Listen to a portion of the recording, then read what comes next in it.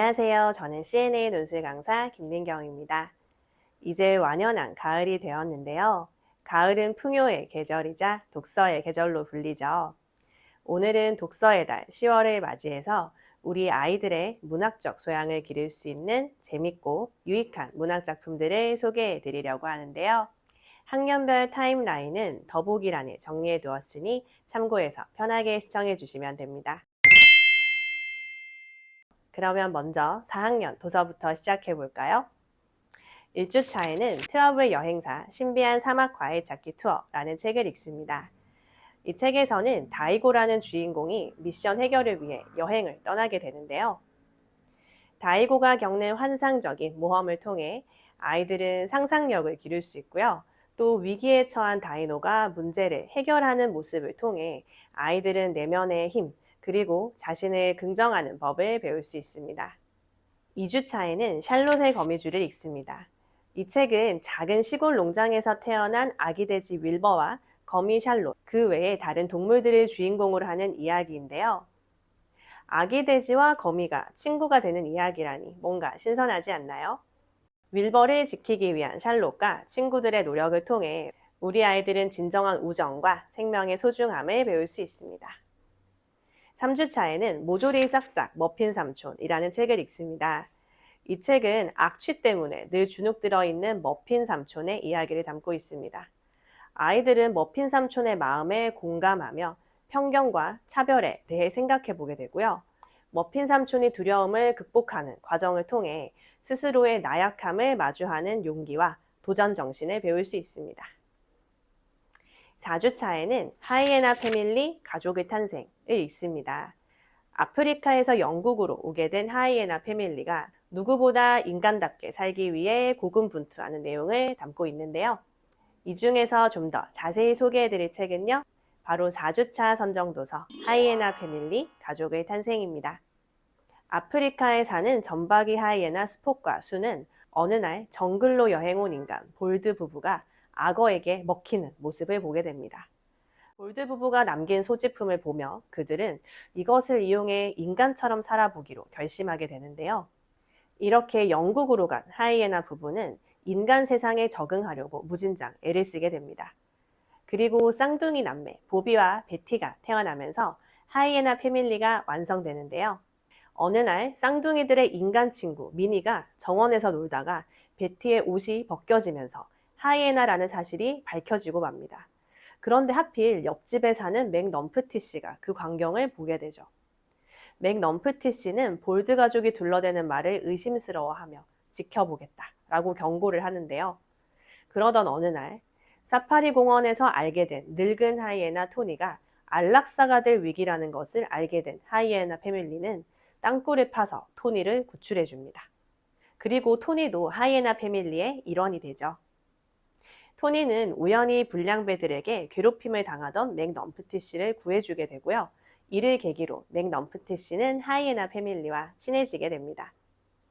맥 넘프티 씨는 사실 이미 이들이 인간이 아닌 하이에나라는 것을 알고 있었다며 사실은 자신도 인간이 아니라 회색곰이라고 털어놓습니다. 이렇게 모든 오해와 비밀이 풀리고 다들 즐겁게 크리스마스 파티를 즐기면서 이야기는 마무리됩니다. 우리 아이들은 이 이야기를 통해 다른 누군가를 이해하고 그들과 함께 살아가기 위해서는 배려와 존중이 필요하다는 것을 배울 수 있습니다. 그리고 하이에나 가족들이 진정으로 행복해지려면 과연 그들이 어디에서 사는 것이 좋을지 토론해 보게 됩니다. 그들이 태어난 본고장인 아프리카를 이야기하는 학생들도 있을 것이고요. 또 새롭게 적응하게 된 인간 사회를 선택하는 아이들도 있을 텐데요. 이러한 이야기를 해보면서 아이들은 감상의 깊이와 생각의 폭을 넓히는 경험을 하게 됩니다. 5학년들은 10월에 한국 문학과 세계 문학을 중심으로 문학과 사회를 접목시킬 수 있는 작품들을 읽게 되는데요. 1주차에는 DNA 반딧불의 노래라는 책을 읽습니다. 이 책은 요즘 점점 심각한 사회 문제가 되고 있죠. 바로 세대 갈등을 다루고 있습니다. 책의 주인공 창혜는 할아버지가 살아온 삶을 친구 강호와 함께 밝혀내면서 할아버지를 진정으로 이해하고 가족의 소중함을 느끼게 되는 이야기입니다. 아이들은 이 책을 통해서 가족 간의 사랑은 물론 가족 및 친구 간의 이해와 소통의 중요성을 깨달을 수 있습니다. 2주차 도서는 도서관을 훔친 아이입니다. 이 책은 스페인 아동 청소년 문학상을 수상한 책인데요. 이 책의 주인공인 카밀로의 동네에 거대한 국립도서관이 들어서게 되면서 점점 달라지는 카밀로의 이야기를 담고 있습니다. 3주차에는 갈매기에게 나는 법을 가르쳐준 고양이라는 책을 읽습니다. 이 책에서는 오염된 바닷물 때문에 죽음을 맞게 된 갈매기가 우연히 만난 고양이에게 자신의 알을 보호하고 나중에 새끼가 태어나면 나는 법을 가르쳐 주길 부탁하게 되는데요. 어미를 잃은 새끼 갈매기에게 고양이가 나는 법을 가르치는 여정을 통해 인간이 야기한 환경 파괴의 문제를 동물들의 애틋한 우정 이야기로 풀어내고 있는 책입니다. 4주차에는 인형의 집이라는 책을 읽습니다. 이 책은 영국을 대표하는 세계적인 동화 작가죠. 루머 고든의 대표작 2편이 담겨 있는데요. 재미있게도 이 이야기는 인형들이 살아있다는 전제로 시작합니다. 그리고 인형의 집에 살고 있는 다양한 인형들을 통해 인간 내면의 진실을 파악하게 되는 이야기입니다. 이 4권의 책 중 오늘 자세히 알아볼 책은요, 바로 도서관을 훔친 아이입니다. 이 책의 주인공은 콜롬비아 메데인에 살고 있는 카밀로입니다. 카밀로의 아버지는 알코올 중독자인데요. 돈을 벌어 술을 사오라는 아버지의 닥달에 카밀로는 초등학교도 그만두어야만 했습니다. 어느 날 카밀로의 아버지는 카밀로에게 담을 쌓을 벽돌을 구해오라고 하는데요. 돈이 없는 카밀로는 결국 도서관 공사 현장에서 까만 벽돌을 훔치고 맙니다. 이후 카밀로는 자신이 벽돌을 훔친 것을 들킬까봐 도서관을 피해 다니게 되는데요. 그러던 어느 날 친구 안드레스의 제안으로 카밀로는 도서관에 발을 들이게 됩니다. 카밀로는 아버지에게 맞지 않기 위해서 도서관의 책을 2번이나 훔치게 되는데요. 사서 선생님 마르는 그 사실을 알면서도 눈 감아줍니다. 그런데 3번째로 책을 훔치던 날 마르 선생님은 카밀로의 셔츠 속에 숨긴 책을 꺼내보고는 책을 훔친 것을 혼내기는커녕 오히려 더 재미있는 책을 훔치지 그랬냐며 다른 책을 골라 셔츠 속에 넣어줍니다. 그 책은 카밀로와 비슷한 환경의 아이가 나오는 책이었는데요. 이날 처음으로 카밀로는 책을 아버지의 술과 맞바꾸지 않습니다. 그리고 자신의 아지트에서 가로등 불빛에 책을 비춰가며 읽기 시작하는데요. 자신도 모르게 책 속에 푹 빠져든 카밀로는 이때부터 예전과 전혀 다른 아이로 바뀌게 됩니다. 대체 책을 왜 읽는지 이해하지 못했던 아이 카밀로는 이제 어떻게든 도서관 회원증을 만들어야겠다고 결심하면서 이야기는 마무리됩니다. 이 책을 통해 우리 아이들은 사서 선생님 말을, 즉 한 개인의 선한 의지가 어떻게 한 어린이의 삶에 변화를 가져오는지 배울 수 있습니다. 그리고 이렇게 카밀로처럼 교육의 사각지대에 놓인 아이에게 도서관은 어떤 의미일지도 생각해 보게 하는데요. 우리 아이들은 이 책을 읽고 과연 도둑질을 눈감아준 사서 선생님의 행동은 옳은가에 대한 찬반 토론을 해볼 수 있겠습니다. 그리고 토론한 내용을 정리해보는 논설문을 써보거나 혹은 소설의 시점을 바꾸어 써보는 활동을 해보아도 좋겠습니다. 이번에는 초등학교 6학년입니다. 초등학교 6학년은 예비 중1 과정으로 중등과 고등 과정에 활용되는 고전문학의 원전을 읽게 됩니다. 1주차 선정도서는 토끼전입니다. 토끼전은 동물들을 내세워 현실을 풍자하는 우화소설인데요. 위험한 고비의 순간을 번뜩이는 재치로 뛰어넘는 토끼는 과연 인간 세상의 누구와 닮아 있을까요? 그리고 충성심이 가득하지만 세상 변화에는 우둔한 자라는 또 어떤 인물들을 빗대고 있을까요?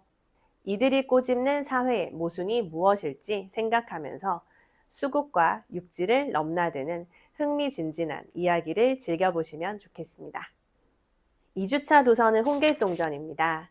아버지를 아버지라 부르지 못하고 형을 형이라 부르지 못하니, 이런 구절 들어보신 적 있으신가요? 바로 홍길동전의 한 구절인데요. 이 책은 서울로 태어난 홍길동이 자신의 뛰어난 능력으로 신분적 한계를 넘어 꿈을 성취하는 과정을 담고 있습니다. 3주차에는 9살 인생이라는 책을 읽습니다. 이 책은 백여민이라는 9살 아이의 시선으로 전개되는데요. 여민이의 시선을 통해 가난했지만 함께 어울려 살았던 1960년대 산동네 사람들의 힘들면서도 가슴 따뜻한 이야기를 담고 있는 책입니다. 4주차 도서는 톨스토이 단편선입니다. 세계적인 작가 톨스토이의 단편들을 모아놓은 책인데요. 톨스토이의 인생관과 철학이 담겨 있는 작품들이 수록되어 있습니다. 이 책을 읽으며 톨스토이의 가치관을 이해하고 이러한 가치관을 통해 우리 현대인들이 배울 수 있는 것은 무엇인지 이야기해 볼 수 있습니다. 이 4권의 책 중 여러분들께 좀 더 자세히 소개하고 싶은 책은 바로 홍길동전입니다. 홍길동은 어릴 때부터 재주가 남달라 비범한 능력을 보였는데요. 하지만 서얼이라는 이유로 무시당해야만 했습니다. 당시 서얼은 아버지는 양반이지만 어머니는 양반이 아닌 경우에 자식을 이르는 말이었는데요.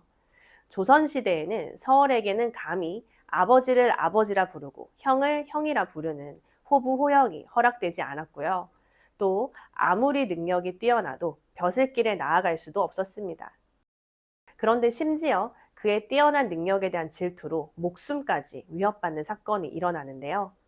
이에 분노한 길동은 집을 나가 활빈당이라는 도적무리의 우두머리가 됩니다. 그리고는 나쁜 관리들의 재물을 털어 선량한 백성들에게 나눠주는 의적이 되는데요. 조정에서는 홍길동을 잡으려고 하지만 아무리 먼 거리도 순식간에 이동하는 축지법과 허수아비의 영혼을 불어넣어 자신과 똑같이 생긴 형체를 만드는 분신술을 쓰는 홍길동을 잡는 것은 사실상 불가능에 가까웠죠. 결국 임금이 길동의 아버지와 형을 이용해서 길동을 잡으려고 하자 길동은 임금 앞에 자수하고 당당히 병조판서의 벼슬을 요구합니다. 임금은 홍길동의 재능이 나라를 좋게 만들 것이라고 생각해서 그를 병조판서로 등용하게 되는데요. 그 후 길동은 제도라는 곳으로 떠나 평안한 시간을 보내는데요. 그러던 어느 날 갑자기 나타난 요괴를 물리치고 새 여자를 구출하게 되는데 홍길동은 이 여인들을 모두 부인으로 맞이하게 됩니다. 그러다 이웃나라 율도국의 왕이 타락해서 백성들이 힘들게 살고 있다라는 말을 듣고 율도국을 정벌하여 태평성대를 이루게 됩니다. 홍길동전을 읽으며 우리는 조선사의 문제점이 무엇인지 그리고 과연 올바른 정의란 무엇인지에 대해서 고민해 볼 수 있습니다. 그리고 우리 아이들은 과연 홍길동의 의적 활동이 정당했는지에 대해 토론을 해볼 수 있는데요. 목적이 선하다면 도적질이라는 수단도 정당화될 수 있는 것인지 이야기해보는 시간을 가집니다. 그리고 이와 연결해서 홍길동의 활빈당 활동에 대해 평가하는 글을 쓰거나 혹은 홍길동전의 작가 허균에게 보내는 편지 형식으로 독서 감상문을 써볼 수도 있겠습니다. 지금까지 초등학교 4, 5, 6학년이 10월에 읽으면 좋을 도서들을 소개해드렸는데요. 다가오는 10월은 우리 아이들이 독서를 통해 자신만의 시간과 공간에서 벗어나 좀 더 풍부하고 다양한 경험을 할 수 있는 시간을 보내면 좋겠습니다. 그럼 저희는 다음 달 선정도서 리뷰로 돌아오겠습니다.